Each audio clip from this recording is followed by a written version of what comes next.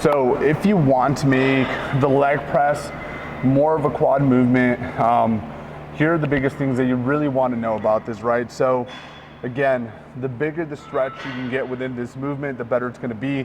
I recommend doing a lot of hip mobility before you get into this. One thing I do for myself is I'll actually put some weight on there. I'll allow myself to go really deep with the movement, get a little bit of a stretch before I go into a working set, because that's going to give me a little bit more mobility. But what we want to do here, if you have squat shoes and you have a heel, that's going to make it a little bit more quad focus. Is going to allow you to remove some of the ankle mobility that you might need to have on this movement.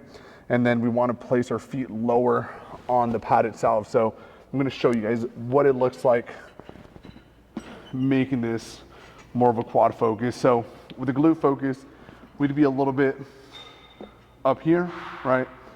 Quad focus, we're going to have it down here. Make sure toes are pointed out slightly. Make sure that you really bring your knees out as you're coming within the movement. Big thing here too, you want to make sure the butt stays on the pad the whole time. When the butt comes off the pad, what that's doing is adding a little bit of curvature to your spine, and it's putting some pressure on your lower back, which is something you want to avoid. So you got to buckle in, make sure you're really in the pad itself. Start coming down.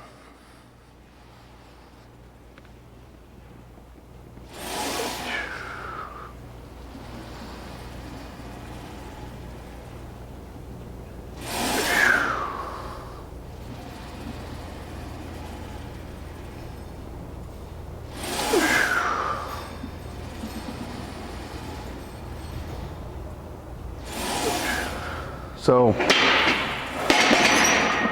for many of you, I don't expect you to have that kind of mobility, but in time, if you work on your hip mobility, if you work on your ankle mobility, and just making sure you're pushing for a little bit more depth every single time, you will get there.